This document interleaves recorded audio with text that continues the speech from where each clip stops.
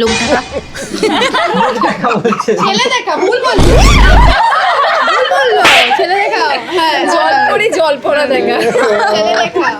প্রথমে বিচে এসেই আপনারা ফার্স্ট কি করেন? প্রথমে আগে সমুদ্রে আসি, ছবি তুলতে আসি। ছবি তুলতে আমি ড্রেস চেঞ্জ করে সুইমিং পুলে নামি। জল যেখানে না মানে ঢেউটা আছে ওখানে যে বালিগুলো থাকে না ওগুলোকে তাড়তে ভালো লাগে। সমুদ্র দেখতে যাবো আগে, দেখতে। হ্যাঁ আগে সমুদ্র দেখবো। সমুদ্র ধারে গিয়ে একদম ব্যাস ওখানে দাঁড়িয়ে থাকি, দেখি আগে, তারপরে রুমের হোটেলে তারপর যাওয়া। অন্য কিছু। হ্যাঁ আমিও সেমই করি। সেম। আমি জলে নেমে যাই। ফার্স্টে what is your favourite sea beach destination and why? Digha, কেন? কারণ এটা কম বাজেটে আমাদের মধ্যে হয়ে যায়, আমাদের মতো করে আর কি কারণ? ওখানে অনেক মানে আমরা একদিনের ছুটি পাই কি দুদিনের ছুটি পাই, আমরা আচ্ছা, তাড়াতাড়ি এসে চলে যেতে পারি। একটাই তো সমুদ্র দেখেছি, আর তো কিছু দেখিনি, কি বলবো। মন্দারমণি, কেন? ওটা হচ্ছে প্রাইভেট, বেশি ভিড়ও নেই, আচ্ছা তো।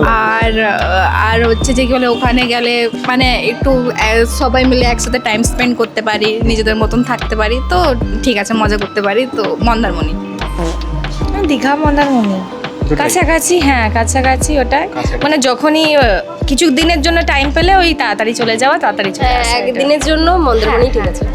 মন্দারমণি কারণটা হচ্ছে ওখানে অনেক স্মৃতি আছে এদের নিয়ে, তাই মন্দারমণি। আপনি কারণটা বললেন না?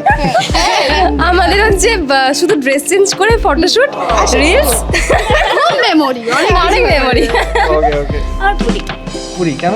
আলাদা। পুরীতে একটা শান্তি পাই, আমি শান্তি পাই।